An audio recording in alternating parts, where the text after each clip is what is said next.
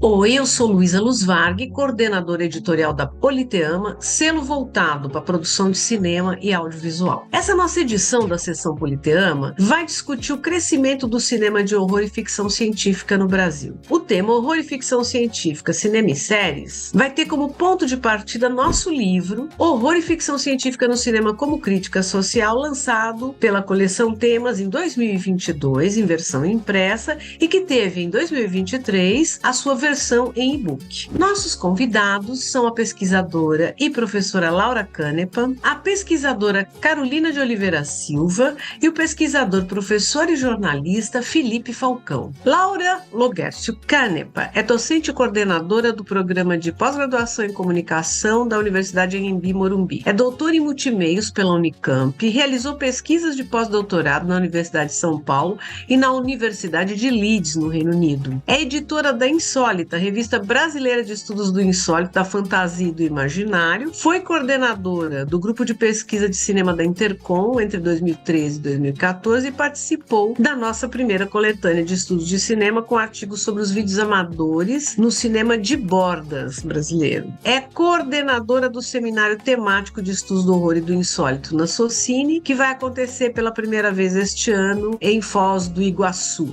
Carolina de Oliveira Silva é doutoranda do programa de pós-graduação em multimeios da Unicamp, mestre em comunicação audiovisual pela Universidade Anhembi Morumbi, especialista em História da Arte pela Faculdade Paulista de Artes e graduada em Rádio e TV pela Universidade Anhembi Morumbi. Professora da área de comunicação e artes, é crítica de cinema e faz parte da equipe editorial da revista Zanzalá, de estudos sobre gêneros cinematográficos e audiovisuais da Unicamp, bem como do grupo Genecine. Felipe Falcão é doutor em comunicação pela Universidade Federal de Pernambuco, onde desenvolve atualmente o pós-doutorado como membro do Laboratório de Análise de Imagem e Som, o LAPIS, grupo de pesquisa vinculado ao PPG-Com daquela universidade. Professor da Escola de Comunicação da Unicap, que é a Universidade Católica de Pernambuco, Felipe integra ainda o grupo de pesquisa Mídia e Cultura Contemporânea. Autor dos livros A Aceleração do Medo, o fluxo narrativo dos remakes de filmes de horror do século XXI e Fronteiras do Medo, quando Hollywood refilma o horror japonês, além de ter textos publicados em revistas acadêmicas e livros. A nossa roda de conversa de hoje vai girar em torno de 3 módulos: o crescimento do gênero horror e ficção científica no Brasil, o horror e ficção científica como crítica social e o horror e ficção científica no mundo e suas relações com o cinema brasileiro.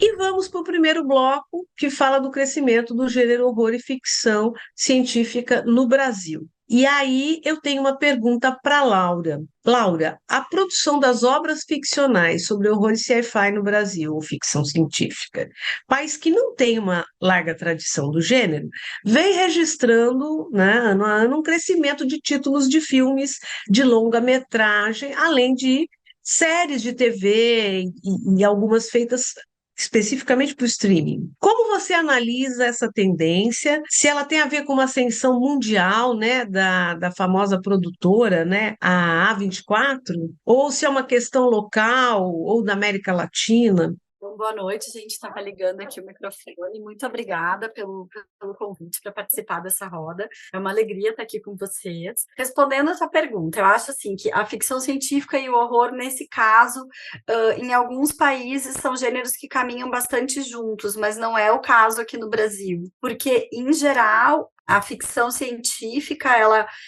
é encarada com mais naturalidade no cinema de países que tem uma indústria bastante desenvolvida, né? Então, você vai pegar a ficção científica nos Estados Unidos, na Alemanha, na Rússia, no Japão, né? Países que têm ambições em termos de um domínio mesmo deste planeta e dos outros, né? E de um avanço científico constante.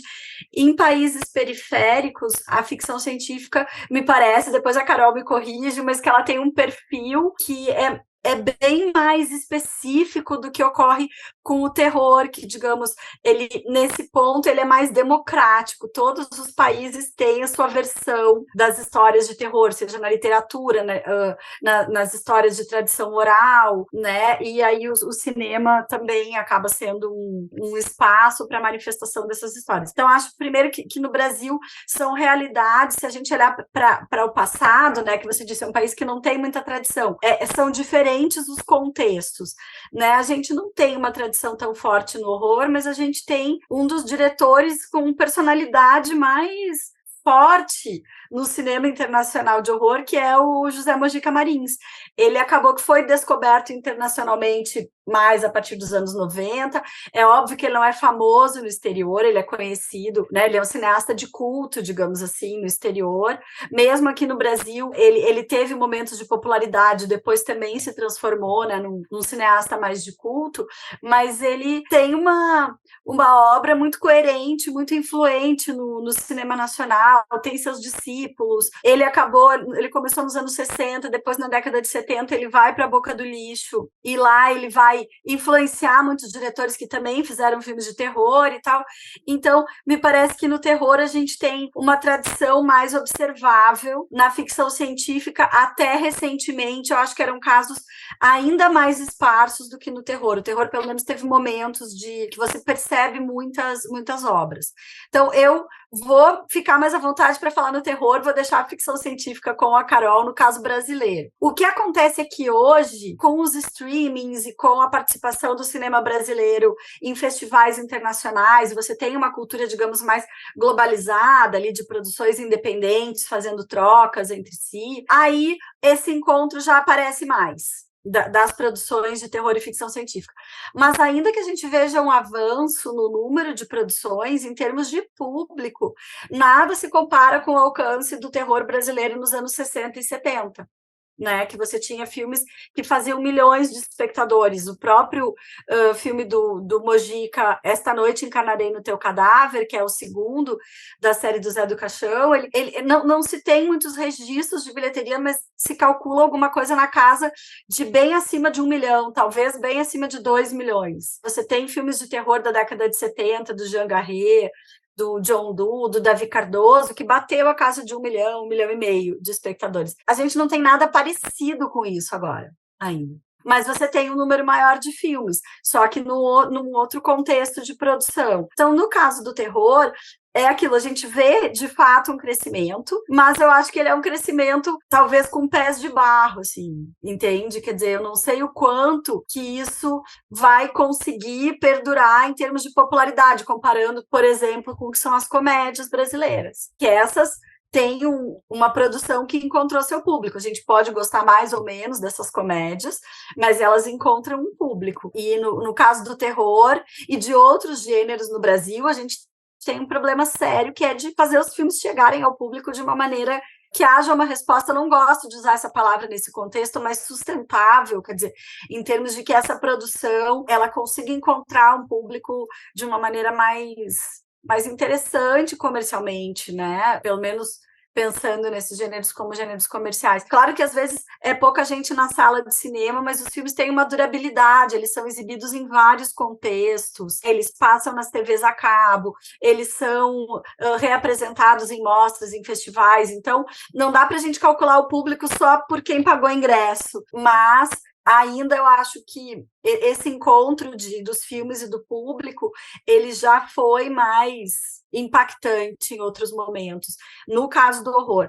Na ficção científica, eu acho que como as produções são mais esparsas, eu não tenho aqui na cabeça números para dizer se a gente teve na ficção científica o impacto de público que o terror teve em algum momento. Mas espero que essa quantidade de produção vá encontrando seus nichos, seus públicos, e que vá, enfim, desenvolvendo um imaginário próprio, né? Daqui a pouco você começa a ter aqueles personagens que são recorrentes, certos espaços e tal, que é uma coisa que é construída ao longo do tempo, e que é bem diferente agora, o perfil dessas produções é muito diferente do que a gente teve até os anos 80, é outro mundo, assim.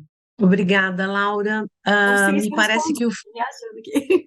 Sim, sim, sempre haverá outras questões que a gente pode explorar, mas eu vou deixar agora um espaço para os nossos convidados. Então, o Felipe tem uma pergunta para a Laura, certo? Certo, Luísa. Muito obrigado e obrigado pelo convite. É muito bom estar aqui ao lado de vocês. É um prazer estar, né, com a Laura, com a Carol, com você, Luísa. Ouvindo a resposta da Laura, eu fiquei inclusive pensando em algo, Laura. Tem a ver até com a sua pesquisa de doutorado, né? O trabalho Medo de Quê? Uma história do horror nos filmes brasileiros, onde você destaca diversos momentos do cinema, da nossa história, filmes de horror, mas não necessariamente que são totalmente ou 100% apenas de horror, não é? Não sei se a gente pode falar aí de gêneros híbridos, horror com outros gêneros, mas eu queria, na verdade, não é, pegar um pouco carona nessa questão dessa, digamos, junção, não é? Que se é tão difícil ou identificar filmes de terror que são 100% apenas horror, ou se a gente consegue pensar em uma filmografia que passeia por outros gêneros, mas que não deixa também de representar o horror. Então, seria possível pensar em categorias ou subcategorias ou mesmo ciclos, principalmente para essas produções do século XX? E caso sim, quais seriam? Na minha tese eu propus algumas, depois algumas coisas eu repensei, assim, mas é importante que isso serve para o século XX. No século XXI é outra coisa. Então, acho que a primeira coisa é que a minha tese, ela realmente ela vai até um momento, né? Que é o começo dos anos 2000. Acho que de meados, da década de 2010 para cá, mudou muito. Do período que eu levantei, que é o período de mais ou menos uns 70 anos, né? Que eu peguei do cinema falado para frente.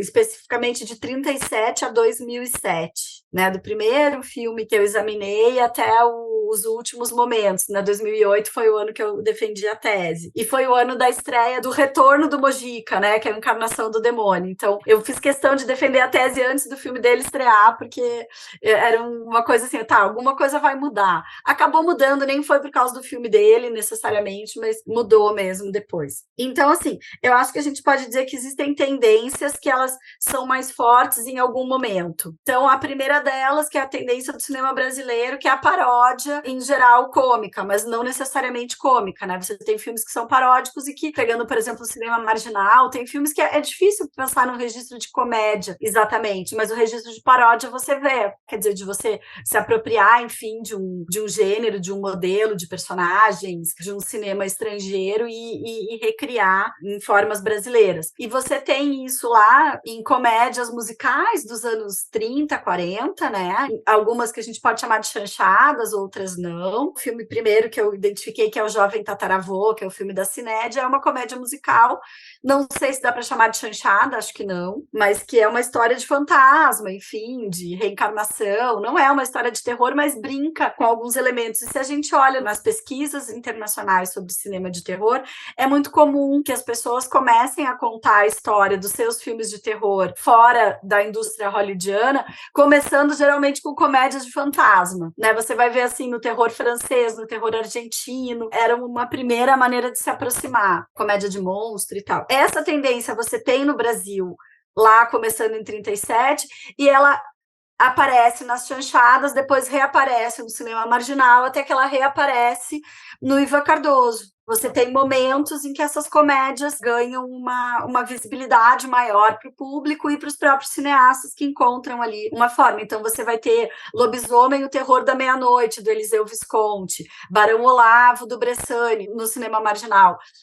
Eu não sei se eu vou chamar aquilo de comédia, eu não sei do que chamar, mas o repertório do horror tá ali parodiado. Aí você tem o Jovem Tataravô, você tem Os Três Vagabundos, que é uma chanchada, que tem meio uma casa de monstros, assim, cientista louco e tal, que é dos anos 50. Depois você vai ter o Ivan Cardoso, principalmente nos anos 80. Então essa é uma tendência.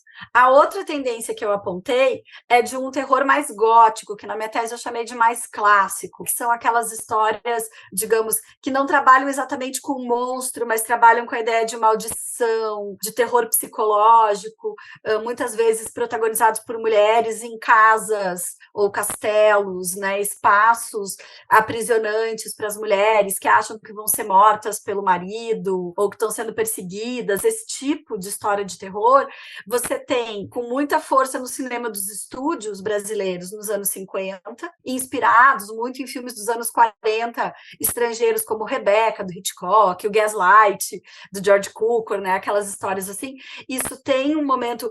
Todos os estúdios paulistas têm seu filme de mulher paranoica, né? Tem o Veneno, acho que é Mary Ann Doane que chama esses filmes de filme de mulher paranoica, uma categoria que ela cria, e a gente encontra no Brasil. Tem o Chamas no Cafezal da Multifilmes, tem o Meu Destino é Pecar na Maristela, e tem o Veneno e o próprio Caiçara na Vera Cruz. Você tem essa mulher que casa com um viúvo, acha que ele vai matá-la e precisa se proteger e tal. Esses filmes são de terror? Não. Mas esse é um tema que está presente e que depois diretores que passaram pela Vera Cruz e pela Maristela vão retomar nos anos 70, que é o Carlos Hugo Christensen e o Curi.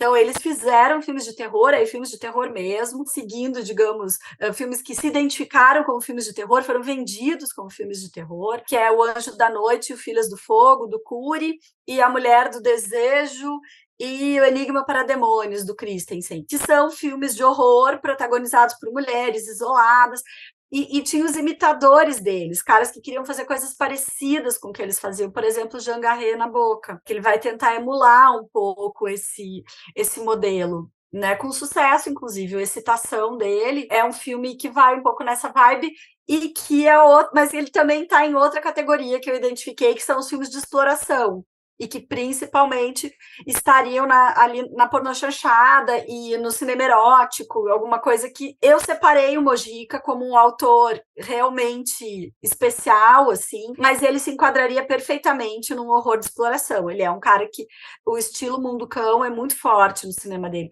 até mais do que o terror. Você reconhece um filme do Mojica, não necessariamente porque ele é de terror, mas porque ele tem uma pegada Mundo Cão, assim, que ele gostava. E isso dá muita personalidade para o cinema dele. A gente pode ter críticas a isso, mas é uma marca que o Mojica traz. Então, eu imagino que no século XX você consegue cobrir os filmes mais ou menos dentro dessas categorias, que são categorias do cinema de terror fora do Brasil também. Comédia de terror, filme de exploitation e terror clássico se encontra em outros lugares. Mas eu diria que são essas as que ficaram marcadas no Brasil. Você não tem, por exemplo, tanto filme de monstro no Brasil. Geralmente, quando tem filme de monstro, é comédia.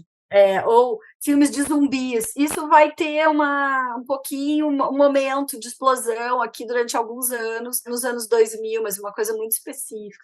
Eu tentei na tese falar em filme de horror para criança, filme de lobisomem, que tem alguns. O lobisomem é o único monstro recorrente no cinema brasileiro, de que você vê vários filmes. E você tem filmes de lobisomem que não são de terror. Coronel e Lobisomem, por exemplo, tem duas versões. Não são histórias de terror, mas são histórias de monstro. Então, eu diria que é por aí, assim, foi o que eu propus na minha tese. Eu não retiro, né? Hoje não sei se eu montaria de outro jeito, mas é que faz muitos anos, né? A tese tem 13 anos já, mais 15 anos. Ela é de 2008, então já faz muito tempo, né? Uau! Que loucura! Laura, o Feminino Monstruoso, um breve comentário. Quem trabalhou muito foi a Barbara Creed, né? Que Sim, vai falar exatamente. também das histéricas e tal. Mas a Sim. pergunta da Carol, se não me engano, vai exatamente nesse sentido, de falar das personagens femininas. Carol, por favor.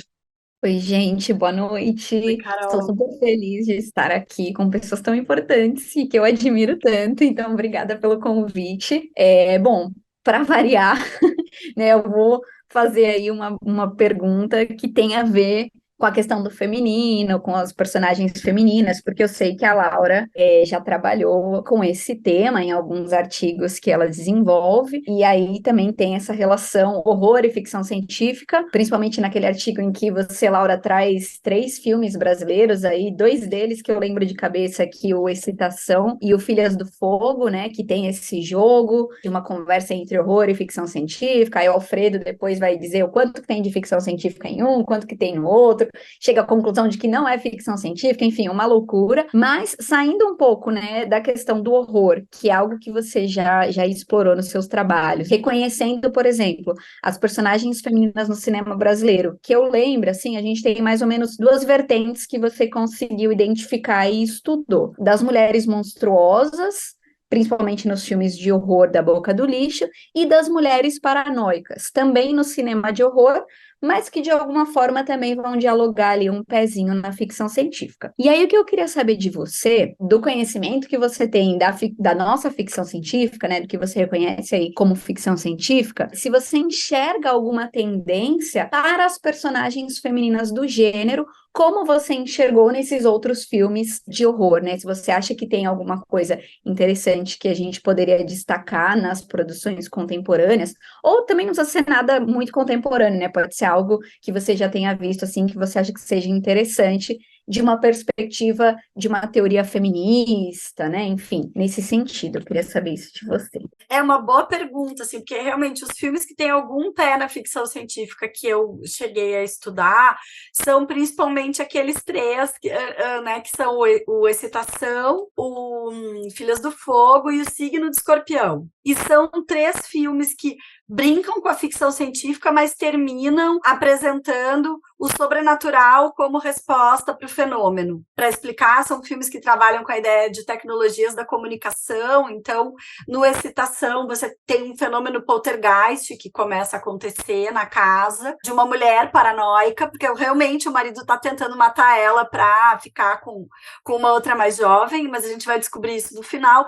E ele, na verdade, ele colocou uns aparelhos na casa, é o Gaslight. É quase que um remake do Gaslight, do George Cukor. Ele tenta enlouquecer ela, botando a TV liga sozinha, o ventilador puxa o cabelo dela, né, e tal. Só que ela acaba sendo ajudada por um fantasma. Ela tem uma mediunidade de fato, que ela descobre nesse processo, e um fantasma que foi vítima do marido. Tô dando spoiler, mas não existe spoiler de filme velho. Assim, até eu faço a brincadeira no texto com o meio de comunicação e o médium espírita, né? Quer dizer, ela acaba sendo também um meio para o mundo espiritual se manifestar. Depois, no Filhas do Fogo, você tem uma mulher que tenta gravar vozes de pessoas mortas, que é um fenômeno que junta o espiritismo com a ficção científica, né? Essa ideia de que você vai conseguir produzir avanços científicos que permitam que você acesse esse mundo que não que é um mundo sobrenatural, essa outra dimensão que ela tenta, mas também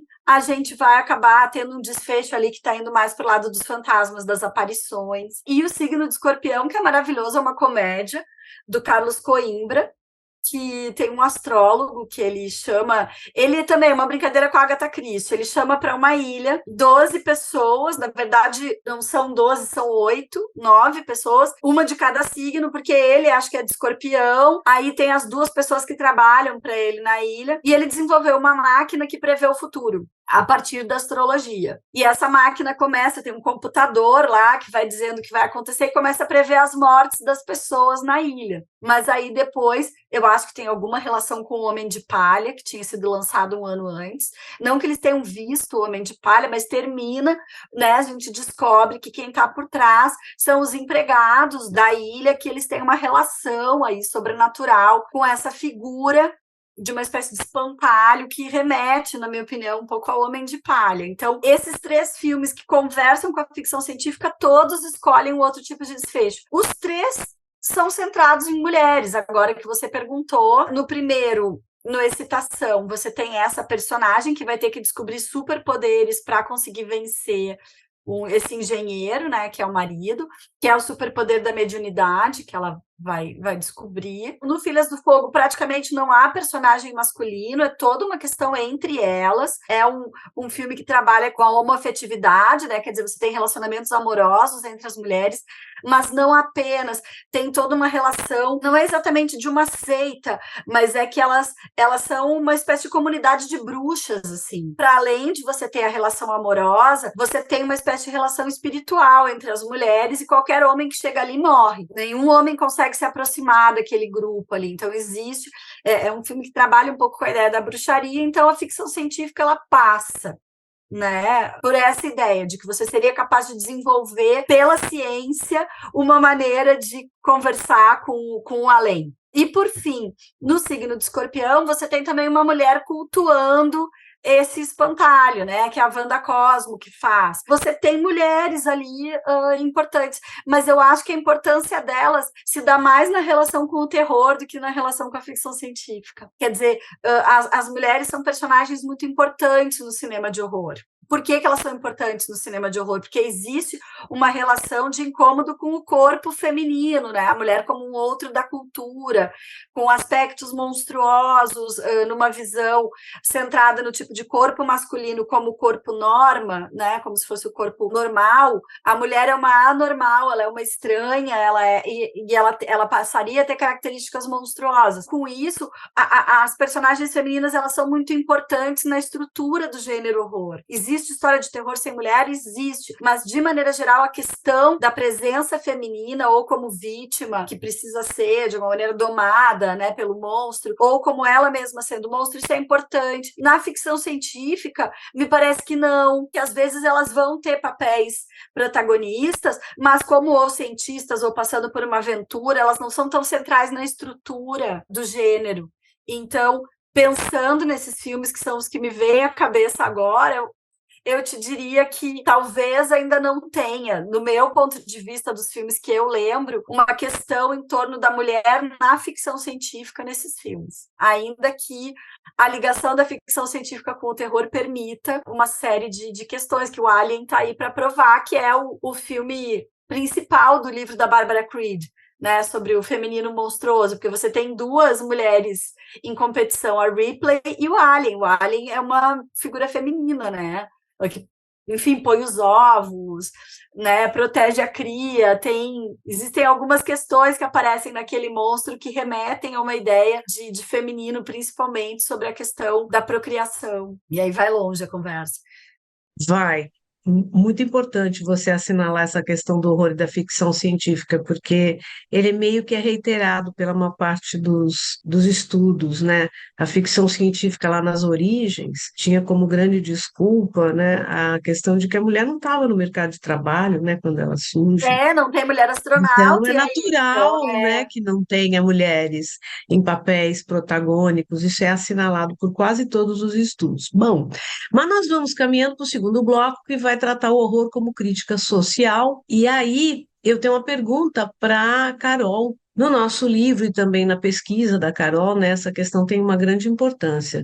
No nosso livro, Carol, o Horror e Crítica Social, você tem um artigo que é a potência da fome no cinema de ficção científica brasileiro, e é uma análise do Anunciador, o Homem das Tormentas, que é um filme de 1970, mas que normalmente ele é descrito como um drama de suspense, uma produção do cinema marginal baiano. Então, como que você vê essa questão e como que você reconfigurou, né, em seu artigo, de uma certa forma, o Anunciador, o Homem das Tormentas? Obrigada pela pergunta, Luísa. É sempre uma questão, né? A ficção científica no cinema brasileiro, para todo mundo que eu falo, não importa onde eu esteja, você fala ficção científica no Brasil, o pessoal já olha assim, que é isso? Existe? Né? E aí acho que a própria tese do Alfredo, né, quando ele fala sobre a ficção científica como um gênero desabitado, né, no nosso país, acho que é algo que ainda prevalece, mas não 100%.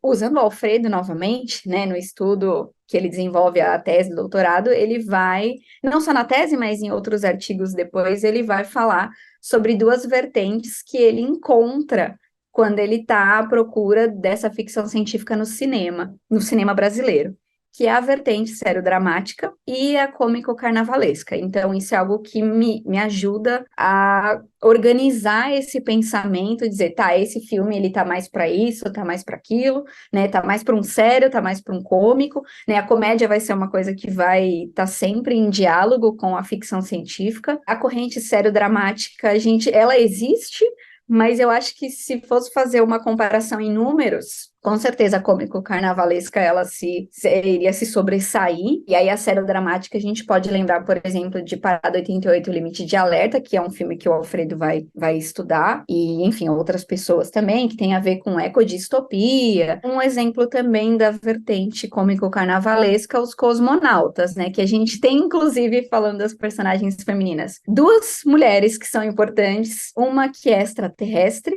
e a outra que é uma cientista, mas ela é tratada como secretária. Mas no filme, né, em uma determinada cena, ela vira para um político que está ali tentando cantá-la, né, fala assim, eu não sou secretária, eu sou cientista.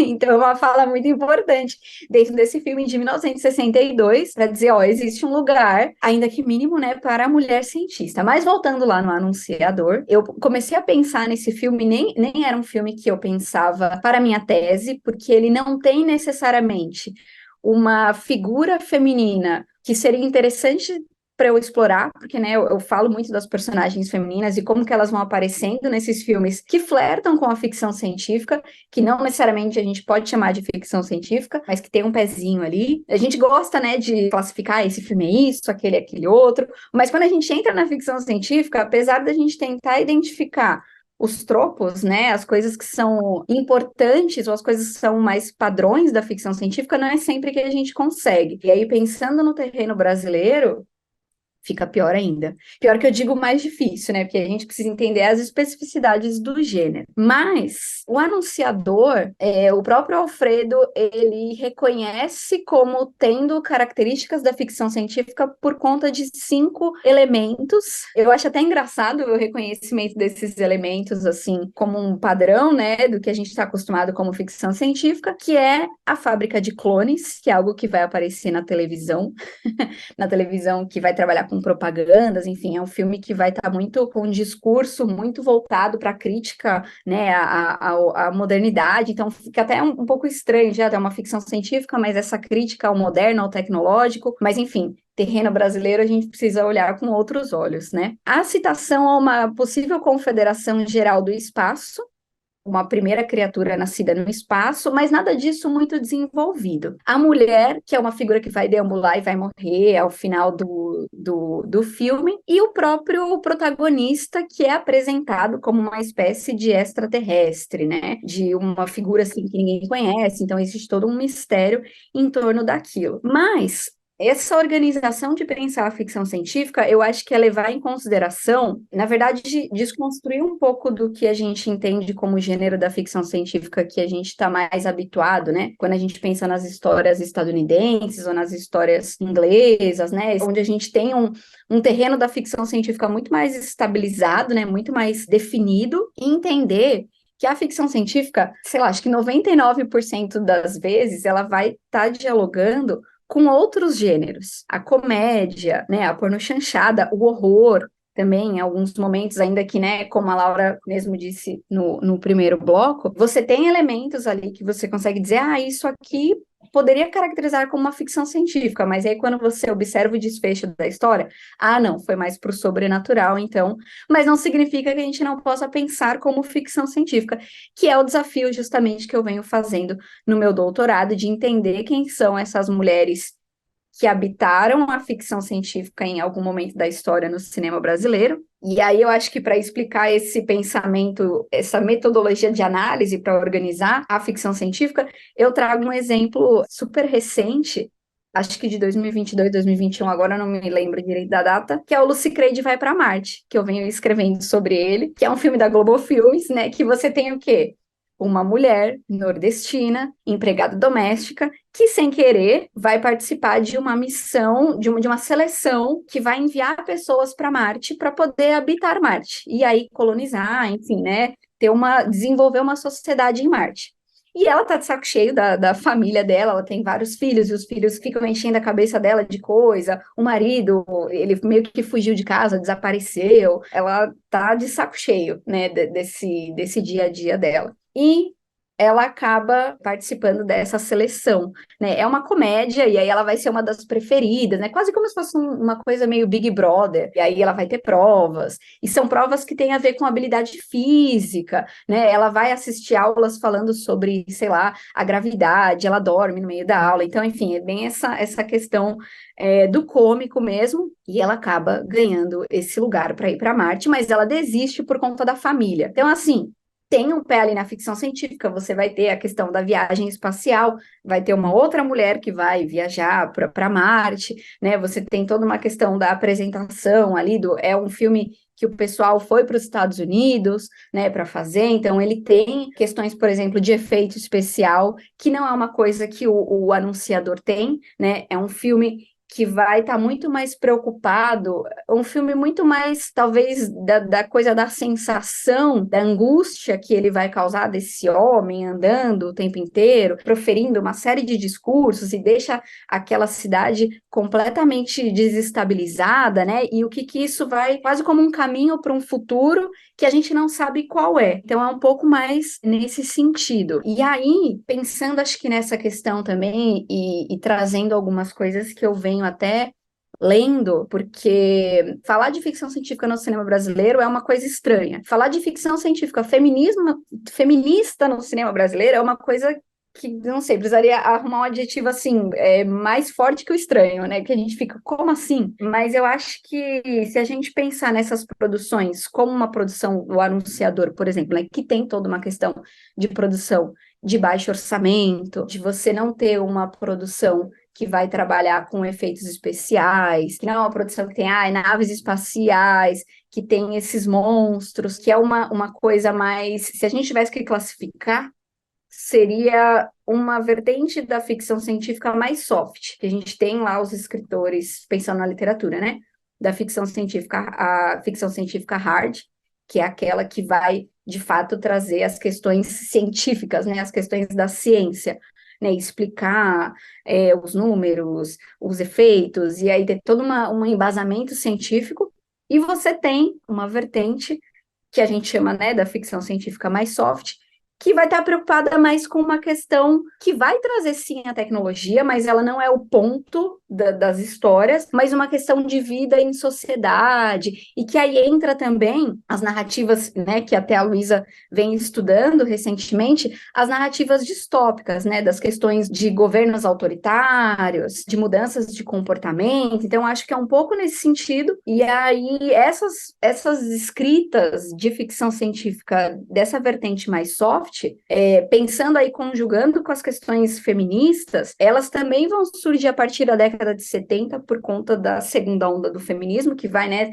criar essa abertura um pouco maior para que as mulheres comecem a escrever. Não que eu esteja dizendo que a ficção científica mais soft, ela é feminista, né? Eu não acho que há nada de feminista em um anunciador, né? Existem lá as mulheres, existem as questões da propaganda, que fazem como uma forma de crítica, né, as questões do capitalismo, da modernidade, da tecnologia, mas eu acho que isso pode ser algo que eu acho que tem um diálogo aí, né, acho que o desafio, talvez o meu desafio, seja mostrar esses lapsos de ficção científica nesses filmes, que à primeira vista, quando a gente assiste, a gente fala assim, nossa, tá bom, é um drama. E aí, pensando também nas questões de cinema novo, cinema marginal, é um filme que tá meio nesse entremeio, ele tá lá no livro do Fernão, classificado como dentro do cinema marginal, mas ele tem algumas coisas que ele vai absorver ali das questões do cinema novo, até por isso eu trago, né, os manifestos do Glauber lá, que acho que foi um diálogo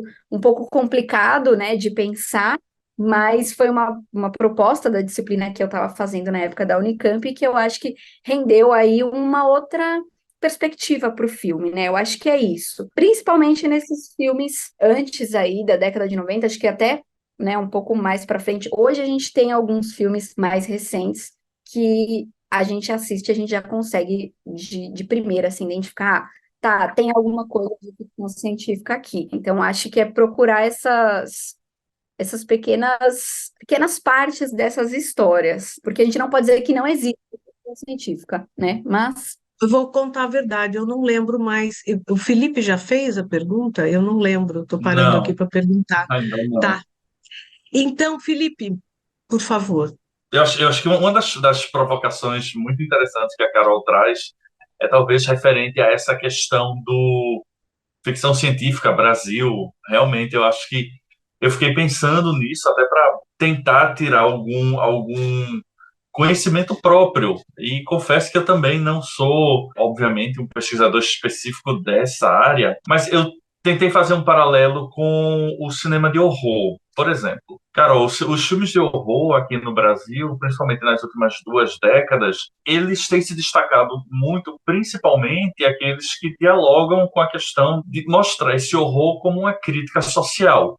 Obviamente, não é uma. Você pode ter alguns que talvez não tragam essa crítica social tão explícita, mas até filmes que não são de horror, mas mesclam com horror, trazem isso. E eu fiquei me perguntando, no caso do Brasil, parece que voltado para esse tipo de filme de horror, público e crítica, de certa forma, se acostumaram com isso. Você acha que, se a gente for expandir isso para filmes de ficção ou filmes de ficção que talvez possam vir a fazer tanto sucesso quanto certas produções de horror estão fazendo, seria interessante manter essa ideia de uma crítica social? Você enxerga potencial para esse diálogo entre ficção científica atual, contemporânea, brasileira, voltado também para talvez essa. Eu vou aspiar, porque eu não creio que seja uma necessidade, mas para essa, sabe, quase como trazer essa crítica social como uma receita de talvez agradar a crítica ou público. É uma boa pergunta, Felipe. Eu acho que é assim, pensando no meu papel, né, enquanto uma pessoa que faz crítica e enquanto pesquisadora, eu acho que olhar para esses filmes a partir de uma perspectiva social, de entender o contexto, né, de como isso acontece, que questões os filmes eles trazem, né, eles levantam, eu acho que é uma coisa que, independente do filme, se for um filme mais, né, como a gente costuma dizer, mais para o entretenimento, ou um filme, sei lá, de arte, um filme mais cabeça, eu acho que independe. Eu defendo que, independente também do gênero, todo filme ele merece ser visto e dialogar, né, com esse filme para entender o que ele pode trazer. E aí eu tinha até anotado uma coisa aqui, pensando no cinema de horror, né? Porque a gente teve, Laura sabe disso, enfim, todos vocês, mas um momento da academia, acho que hoje é menos, né? Mas que ainda existiu uma coisa de por que eu vou estudar esses filmes, né? Horror, mas nossa, né? Uma coisa de distanciamento, assim, de que isso é menos, então não vou estudar, né? Os filmes lá, sei lá, ciclos, né? Da Boca do Lixo, falando aqui do gênero do horror, e eu acho que a ficção científica, por ser essa coisa meio a gente não sabe o que é dentro do cinema brasileiro, ela também traz um pouco desse estranhamento, porque a gente precisa meio que cavucar para conseguir entender aonde que ela tá. E assim, apesar disso, eu acho que a gente também não pode ser ingênuo de pensar e de entender que um filme, ele é feito para um mercado, independente desse mercado seja um mercado grande, um mercado reduzido, né? Então, que ele é pensado para que as pessoas vejam, e eu acho que a gente também imaginar que tal filme está tratando de uma temática social, fazendo uma crítica, né? Ele não faz isso num espaço vazio, sem pensar em como as coisas estão acontecendo. Então, eu acho que são os assuntos também que vão se tornando relevantes e como que isso vai sendo trabalhado nesses filmes. A ficção científica hoje, principalmente de curtas-metragens, a gente consegue identificar uma vertente aí, uma importância que vem sendo dada para essas produções, e aí eu destaco um filme, um curta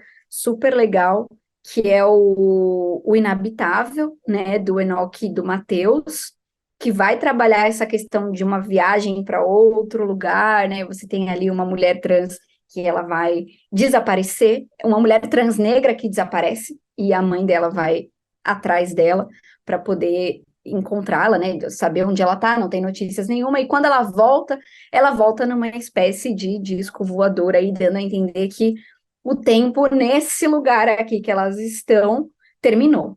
Só que elas vão para um outro mundo, que vai ser um mundo possível para que elas possam viver bem, né? Enfim, conquistar o que precisa ser conquistado, viver dignamente. Então, eu acho que a gente tem produzido muitas coisas que dialogam com a ficção científica, com a distopia, né? Com essas realidades alternativas no sentido de pensar um futuro, né? Ou repensar um passado também, no caso do próprio afrofuturismo, se a gente for falar dos filmes lá do Adirley, não todos, né, mas os que têm as questões das pessoas pretas. Então, eu acho que pode ser uma tendência, sim, entender que, nesse momento, a ficção científica, como uma ferramenta para pensar alternativas de mundo, que é o que a gente precisa pensar, e não só pensar e acho que, né, colocar em prática. A última Socine foi sobre esse inventar futuros, né? Inventar essas outras realidades, pode se tornar uma tendência, até pensando nas questões de exibição, de festivais, cada vez mais festivais no Brasil, que vão trabalhar aí com questões do cinema fantástico, que aí vão englobar outros gêneros, que aí sempre vão dialogar também com as questões da ficção científica. Mas acho que é isso, espero ter respondido sua pergunta. Sim, A obrigado. Laura também tem uma pergunta. Desculpa, Felipe, eu te cortei. Diga. Não, eu Sim, só agradeci a resposta. Obrigado. tá, imagina. Laura? Então, Carol, eu tinha pensado uma pergunta para ti, mas eu mudei de ideia. E aí, se por acaso, né, for pega de surpresa, eu faço a outra pergunta, né? Tá. Porque é que recentemente eu fui convidada para participar de um debate sobre o Cury, sobre essa coisa dos filmes fantásticos do Cury. Eu revi um filme que da primeira vez que eu vi, eu não sei por quê, eu optei por não incluí-lo na minha tese, mas depois eu fiquei me perguntando onde é que eu estava com a cabeça, mas que ele tem uma conversa com a ficção científica, que é o amor voraz, né? Uhum. Por que que ele tem a conversa? Ele não tem nada, em princípio, de ficção científica, mas ele tem a figura do alienígena, né? Para quem não conhece o filme, né? É um dos filmes menos conhecidos do Cury. Um monte de mulheres presas numa casa onde foi um antigo, não era um engenho de açúcar, mas era alguma, Era uma espécie de engenho, sim. eu Alguma acho coisa que que era um engenho, né? era um engenho, porque tinha aquela coisa de... Então, uma família proprietária, né? E aí tem, acho que é a Vera Fischer, né? A Vera Isso. Fischer, a Lucinha Lins, Uhum. a Bianca Byington. Então, são várias atrizes de várias idades ali, todas elas muito bonitas, como o Cury gostava, aquelas mulheres lindíssimas, todas juntas naquele lugar. E aparece esse homem nu, lindo, no meio daquele mato, com a Vera Fischer vestida de branco ali, uma coisa meio gótica, que diz que é um alienígena e só consegue se comunicar com ela também por algum tipo de mediunidade. E esse filme é muito estranho por um jeito de olhar para a ficção científica que é muito particular. Né? Uhum. Porque, de fato, eu acredito que é um ET mesmo, toda a história que ele conta e tal.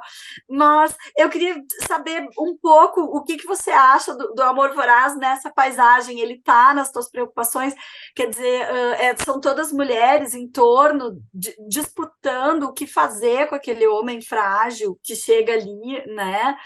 Faz quase aquela ideia do coitadinho de mim, um homem aqui que não sei nem falar, no meio de todas essas mulheres, né, querendo coisas de mim, o que faço. Então, eu não sei, eu pensei agora me ocorreu, enquanto a gente falava, eu quero falar desse filme com a Carol. Enfim, fica tranquila para responder. Não sei se ele tá nas tuas preocupações, então...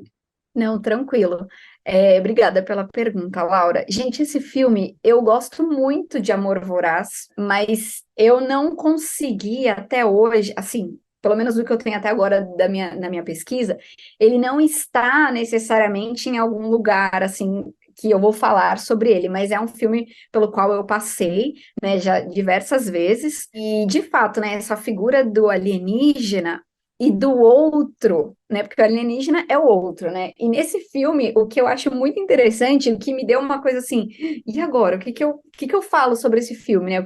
Como pensar esse filme? É que o outro, no caso desse filme, é uma figura masculina, né? E a gente, né, já está, de certa forma, meio que acostumado, do outro ser sempre um estranho, uma coisa que incomoda, e normalmente algo que vai ligar a uma figura feminina. Ainda que esse outro, esse extraterrestre aí, que no final acaba indo embora, ele desaparece, né, no meio Na da... Terra, né? Não é no céu, ele Exatamente, ele desaparece por desaparece. baixo da Terra, é muito louco, assim. Sim. Ele deixa as mulheres completamente loucas, né? Loucas, assim, no sentido de bagunçar toda aquela dinâmica, porque você tem também uma questão da Vera Fischer, que agora eu não vou lembrar o nome da personagem, que ela tá É numa Ana, espécie de sempre é Ana. tratamento, né? Existe um tratamento psiquiátrico, então também fica uma coisa meio...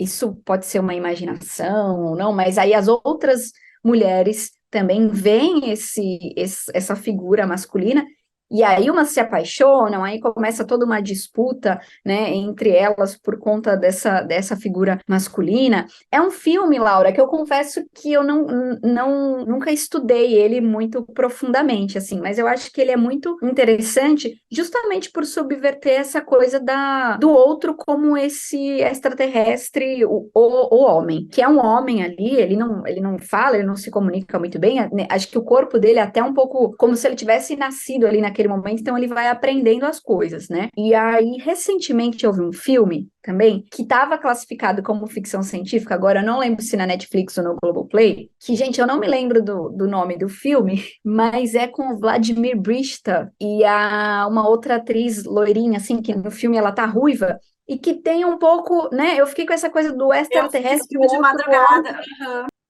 e que tem também essa questão da É o figura duplo, central. desculpa te cortar.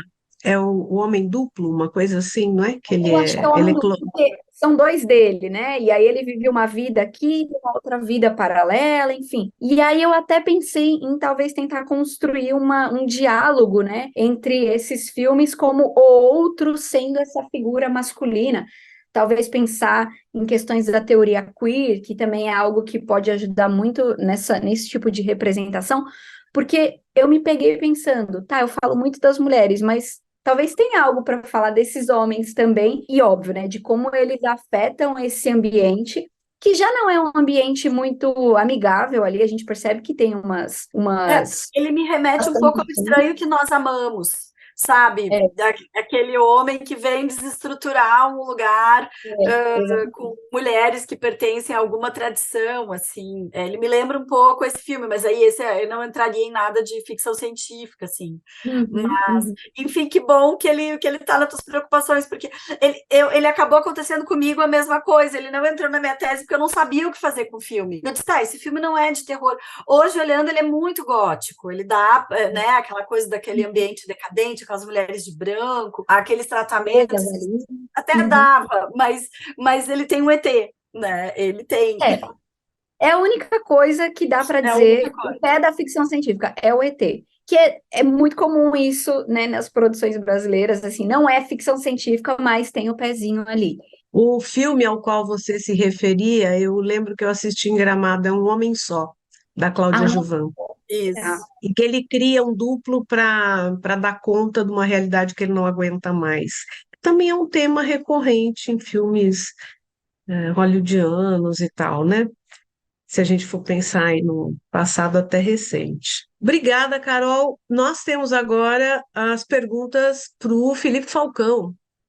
Felipe, você investigou as formas de vilania no cinema brasileiro de horror e você tem um artigo, né, a partir dessa sua pesquisa, que analisa dois filmes que são bastante diferentes, embora polêmicos, ambos. O Trabalhar Cansa, da Juliana, né, Rojas, e O Animal Cordial, da Gabriela. Eu gosto muito do Animal Cordial. Eu não sei se eu aplicaria o termo vilania no conceito em que você colocou, mas enfim. Você diria que o filme da Gabriela, por exemplo, também poderia, ao lado dessa questão da vilania, ser classificado dentro dessa onda slasher, que parece tomar conta do cinema mundial, como um subgênero do horror, a ponto de merecer em algumas. A Netflix dedica uma página um slasher, enfim, tem o X, A Marca da Morte.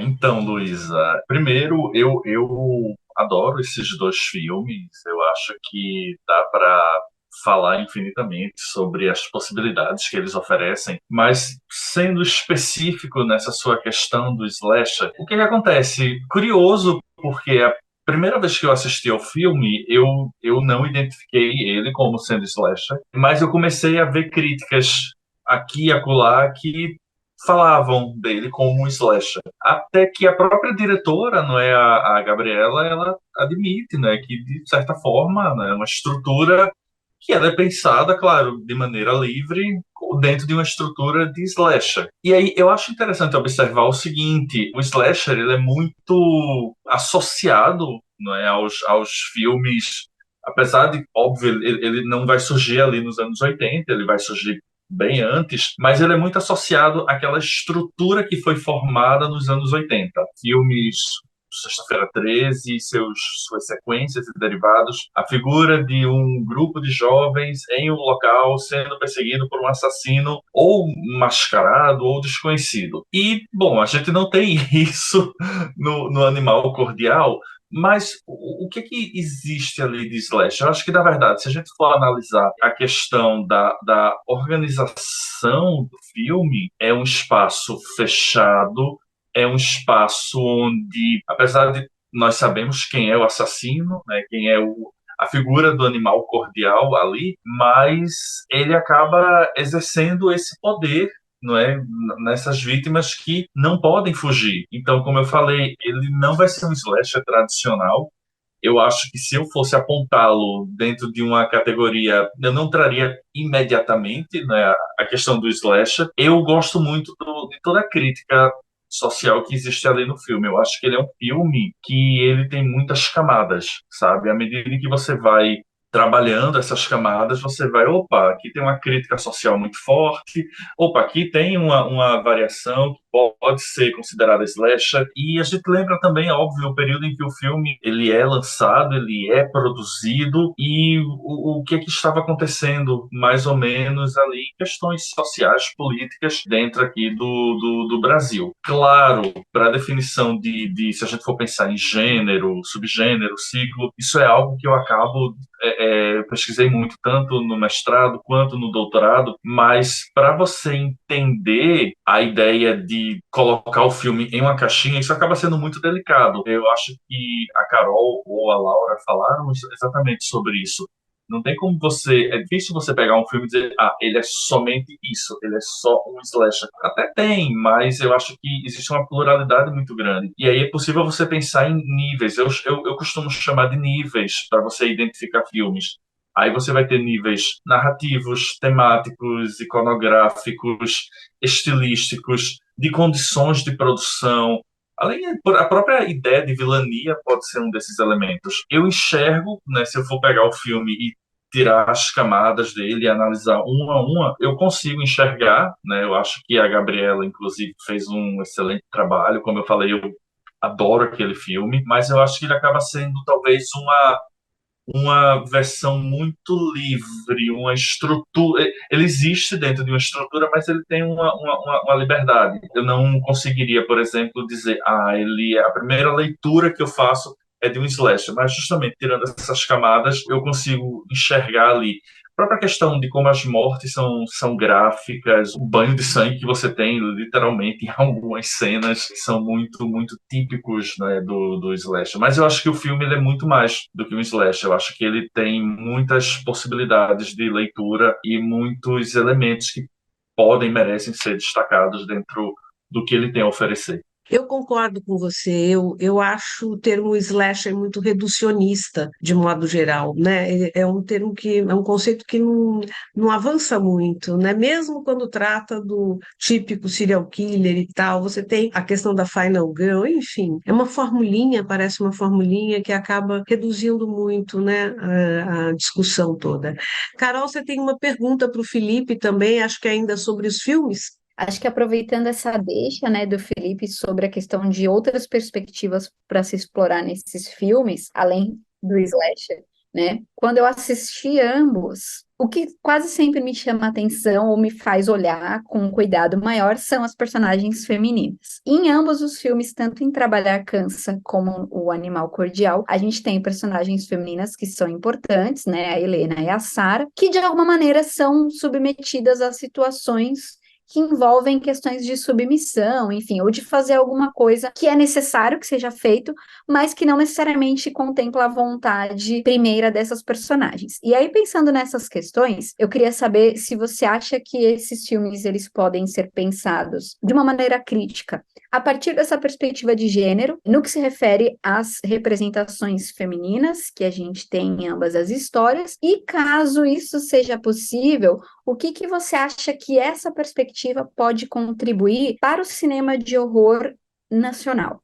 Obrigado aí, Carol, pela pergunta. E eu já vou de cara dizer que, sim, eu concordo com você. São duas personagens muito, muito importantes e muito elas são importantes e existe ali uma submissão realmente delas que faz com que parte das ações que envolvem as duas acontecem. Eu acho especialmente curioso a questão da Helena em Trabalhar Cansa, porque se a gente for parar para pensar, o que é que está acontecendo ali? Nós temos uma família, classe média, que o pai ele está desempregado e ele não consegue mais se encaixar em um mercado de trabalho. Eu vou usar aqui alguns termos que são apresentados pelo filme, então esse personagem masculino ele parece deslocado do tempo dele. Ele vai para uma entrevista de emprego e ele tem que conversar com os balões. Ele termina indo para aquele que eu acho muito bizarro, aqueles episódios de solte o homem dentro de você e comece a gritar. Então ele está completamente perdido e aí sobra para Helena ter que sustentar a família. Então ela vai para aquele supermercado, aquele mercadinho e ao mesmo tempo, só que assim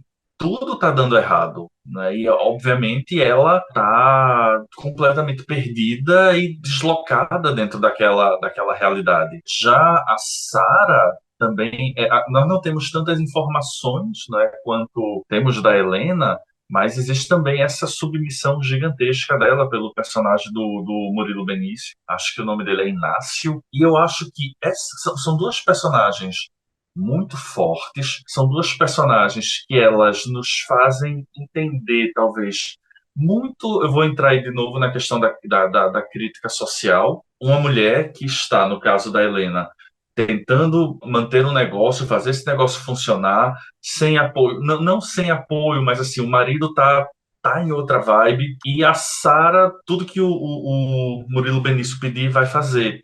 Então, eu acho muito representativo isso, porque você tem aí a questão eu vejo nos dois casos, Carol, a mulher no ambiente de trabalho, seja numa posição de submissão, ou seja em uma posição de chefia, mas tentando fazer com que as coisas funcionem. No caso da Sarah, no caso da Helena, óbvio, vão acontecer, né, são duas vertentes diferentes. Eu acho interessante porque nós saímos um pouco da figura da mulher simplesmente como, claro, isso não em uma totalidade de filmes, já existe uma quantidade de filmes que não trata dessa maneira, mas assim, de não colocar a mulher simplesmente como uma figura de ser a vítima, sabe?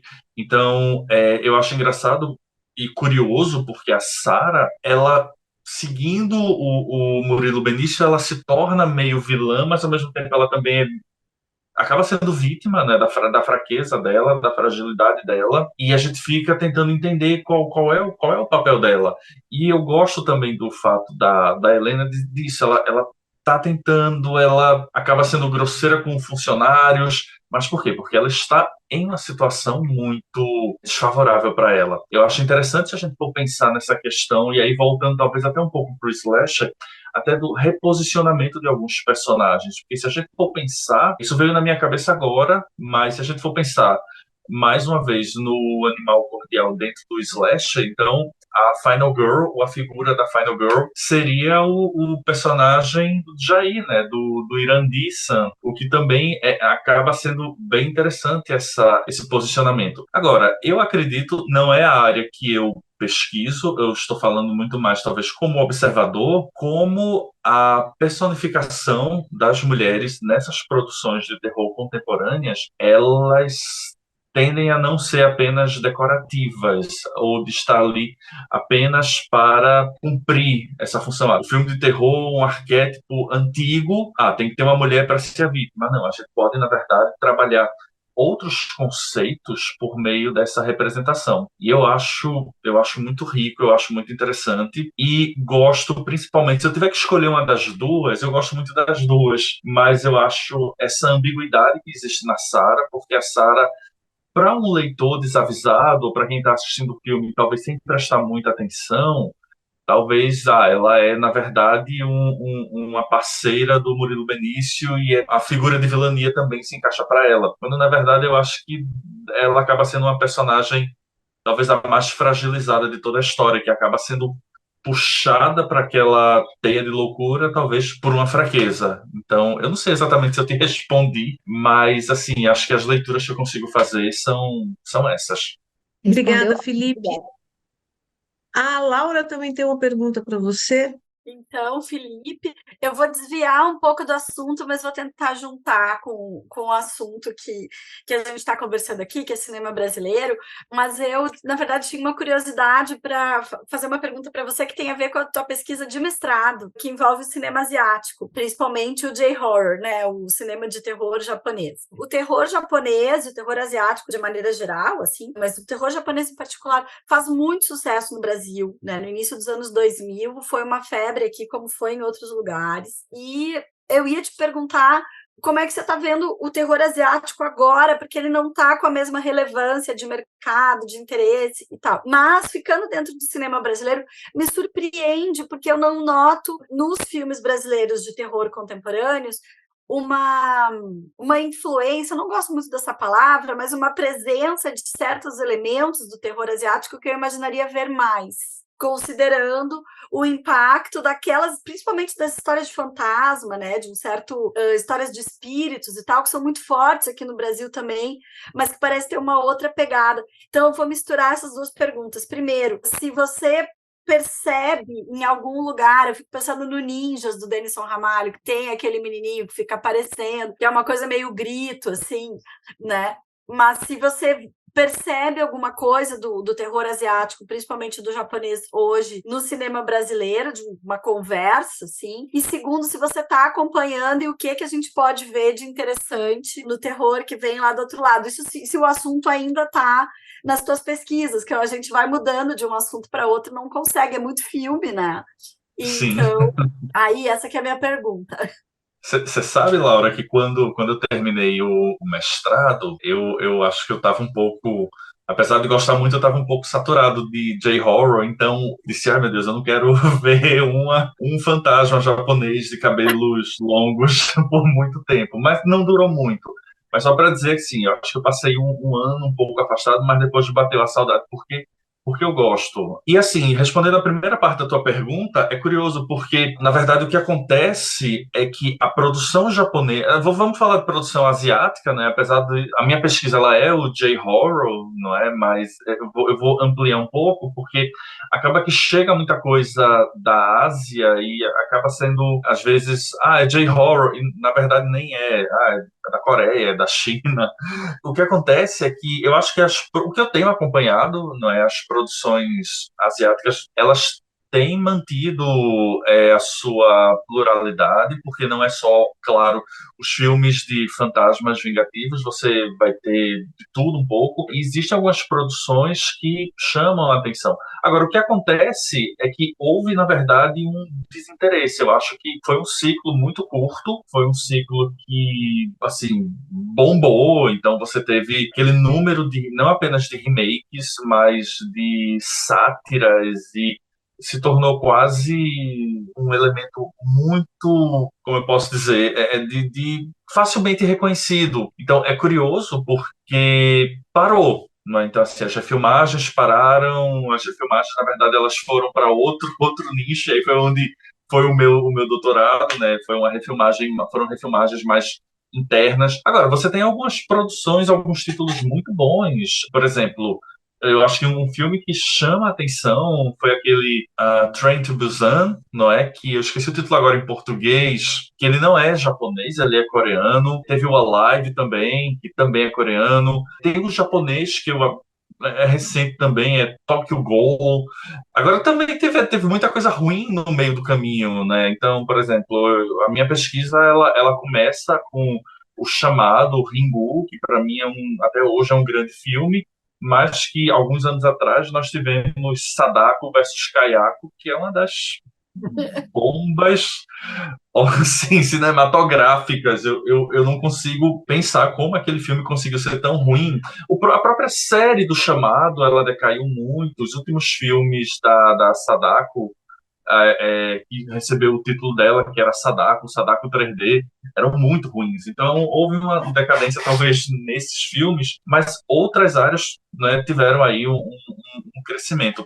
Agora, a segunda parte da tua pergunta, o quanto o cinema de terror brasileiro se apropriou disso, é curioso, porque eu acho que realmente, se houve uma apropriação, ela foi muito pequena. O que é curioso, porque nós temos uma pluralidade de filmes, né? Nós vamos ter desde filmes de zumbis, filmes de Casa Assombrada, filmes que vão flertar com exploitation, filmes de lobisomem, assim, hoje, eu acredito que existe uma variação muito grande, né? Ou pelo menos uma variação que nos permite até pensar em certas categorias. Mas eu não consigo ver uma apropriação. Eita, isso aqui é uma referência do cinema japonês. Talvez, assim, mas eu acho que seria um pouco forçação de barra.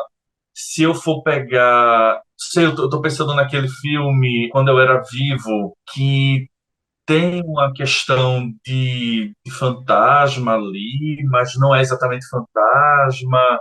Mas talvez eu esteja forçando um pouco a barra. Eu acho, assim, eu fiquei curioso agora. Estou, na verdade, com os pensamentos indo em vários filmes, mas assim, uma referência direta não consigo assim enxergar muito. Vou dar uma pesquisada, porque agora eu fiquei curioso. Eu Porque consigo pensar no Ninjas com o o João. ninja, Assim, sim, é o você único que citou. eu penso, tá, aqui a gente tem. Mas fora esse, não, eu acho que o próprio. Não.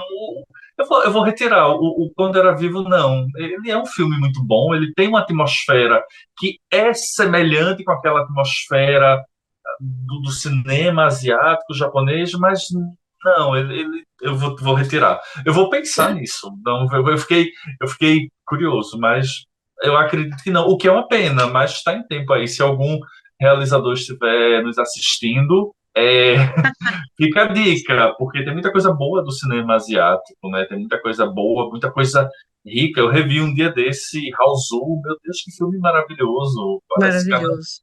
cada vez que eu revejo aquele filme, ele cresce. Então, eu ouvi falar que estão pensando em um remake, eu espero que não aconteça. Eu lembrei do Através da Sombra, que é um filme que fala de casa assombrada e tal. Eu acho que a gente tem, sim. Tem uma pergunta que, no fundo, acaba se voltando para essa questão que a gente está discutindo, da Lívia de Pádua Nóbrega, que é para a Laura, mas que eu gostaria de falar um pouco, e se alguém quiser se pronunciar também, além da Laura, claro. De modo geral, e não apenas no Brasil, qual o lugar dos robôs e da inteligência artificial no horror e no audiovisual hoje? Que, no fundo, ela está questionando que impacto tem, né? Realmente, você tem várias narrativas distópicas, inclusive trabalhando com essa questão no mundo. E eu acho, Lívia, gostaria também de ouvir Clara, Laura, Carol e Felipe sobre isso, que a questão tanto do horror quanto da ficção, e mais talvez mais a do horror, ela espelha muito a cultura local. A cultura, e aí a cultura literária, tradições. Eu acho que as nossas tradições religiosas, vamos dizer assim, o folclore e tal, naturalizam muito o monstro, a ponto né, Iaras e tal, não são monstros. Eu tenho pensado muito sobre isso dentro até da minha pesquisa, né? O que é monstro para nós? O que tem surgido muito nas narrativas distópicas é essa questão mesmo dos estados totalitários, eu acho que não é gratuito, né? Sociedades opressivas. E há, sim, nessas narrativas, às vezes, um flerte com o horror, mas não esse horror do monstro, do monstruoso, né? Nesse sentido mais literal, né? Então, você tem até uma coisa aqui ali da inteligência artificial ligada a esse controle, né? Sociedade sob controle. É uma temática, e uma temática que está sendo bastante estimulada pelas plataformas de streaming, porque elas têm uma aceitação grande no mercado mundial, eu diria. Porque eu nem sei direito hoje, né? A Laura falou na questão da audiência, o que é a audiência brasileira de filme, de cinema, de horror? Se a gente pensar que eu acho que ainda detém o Nada a Perder do Bispo, Edir Macedo, ainda é a maior bilheteria, né, forjada do cinema brasileiro, quer dizer, acho que a gente está vivendo um momento muito diferente, né, na história do mundo e que nos afeta também. Mas, enfim, se alguém quiser falar sobre isso, e Laura, a pergunta era para você. Eu acho que a Carol é mais mais especialista do que eu para responder sobre figuras que vêm muito da ficção científica, a inteligência artificial, tem lá o 2001, né, para não deixar a gente mentir, né, e a questão dos robôs, o que eu acho particularmente dos robôs, pensando aqui no monstro, né, e tem 2 filmes recentes com robôs de terror que são muito ruins, que é o remake do Chuck, Ah, né? Não sei se vocês viram, que é o brinquedo assassino, que agora é um vingativo lá na China, que faz uma alteração ali no bonequinho para ele ficar do mal. E esse que eu acho pior ainda, que é o tal do Megan. Não sei se vocês viram o Megan, da boneca, né? Que é a boneca Chuck. Eu achei um horror, Sim, péssimo. pior Mal ainda. escrito. Se aquilo fosse uma comédia, eu não sei se eu conseguiria rir, mas não é uma comédia. É Né? E ruim.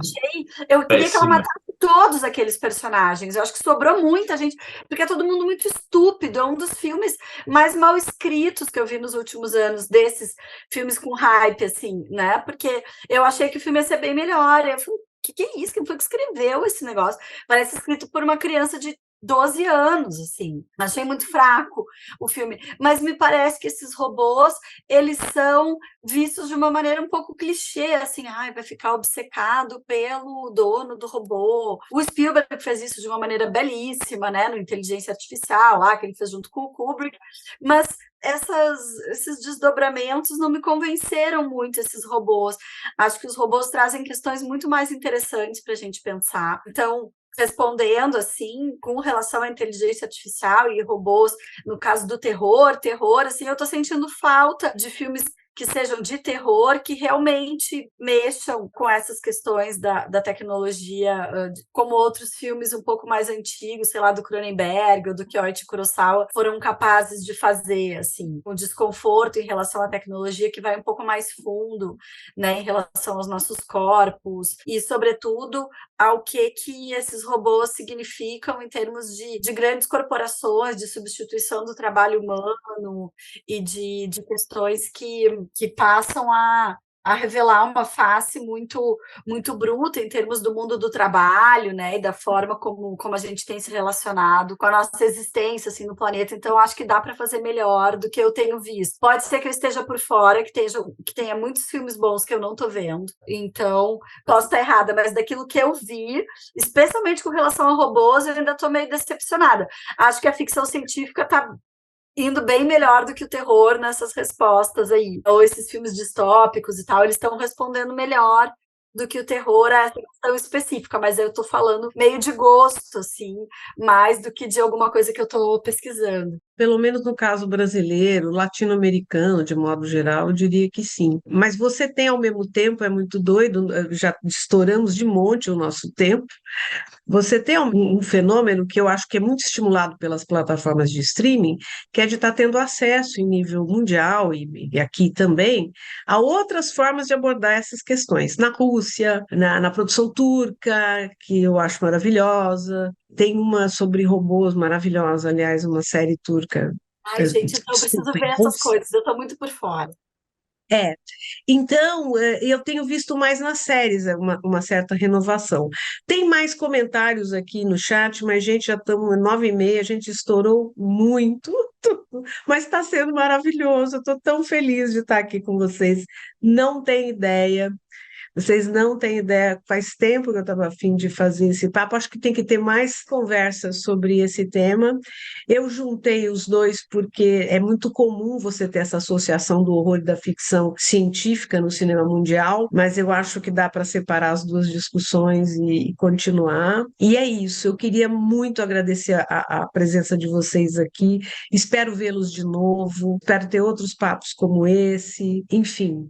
O próximo papo pode ser sobre robô, ô, Luísa, porque aí eu Vamos aproveito fazer e só falo sobre um pouco robô. sobre isso, sobre robô Concordo. e inteligência artificial, porque eu acho que a inteligência artificial está muito em diálogo hoje, né? Acho que até por conta das plataformas que a gente tem acesso, mas enfim, não vou começar a falar, senão aí vai estender mais ainda. Então, deixa para Não, uma. Mas é uma deixa para uma parte 2. Já tem a deixa. sim.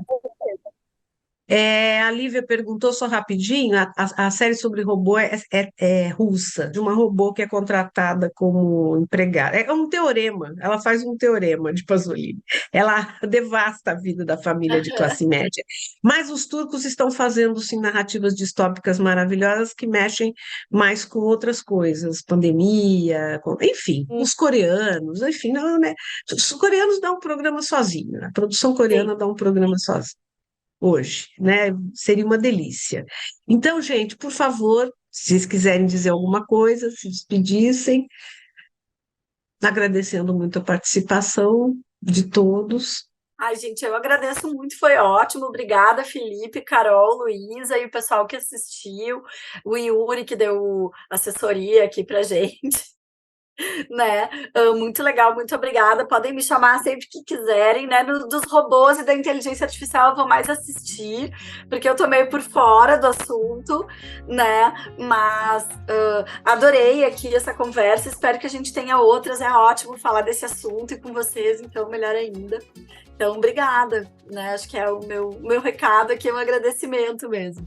Eu vou agradecer também, é um prazer imenso, gigantesco. Tudo que tem a ver com produção audiovisual, em especial produção audiovisual aí do horror, do terror, do insólito, da ficção científica, eu adoro e eu fico muito feliz em participar. Então também podem me convidar sempre que eu vou conseguir algum espaço na agenda, porque eu gosto muito, e principalmente com pessoas tão queridas, não é, como esse time aqui de hoje. Então foi um prazer imenso, e eu já torço aí pela parte 2, 3. Vamos fazer aí uma franquia. Já tá ótimo. Agradecer também, acho que só reiterar que a felicidade e o prazer de todo mundo. É sempre muito bom conversar com o pessoal que estuda, né, assuntos correlatos. Aí, Laura, maravilhosa, Luísa, Felipe, enfim. Sair cheia de anotações, gente. Adoro essas conversas, porque eu acho que é isso que impulsiona a gente, né, poder ter esse diálogo. Agradecer a todos, todas, todes que estiveram por aqui de alguma forma, e sempre um prazer, Luísa, obrigada pelo convite, espero que tenhamos aí outros episódios para poder falar de outros assuntos, porque foi muito legal, obrigada mesmo. Obrigada, gente, boa noite para todos, todas. Boa noite. Boa noite, gente. Obrigada pela sua audiência. Se gostou do conteúdo e puder ajudar, se inscreva em nosso canal e compartilhe com amigas e amigos. Em breve teremos novas edições da Sessão Politeama e mais vídeos publicados por aqui. Até lá!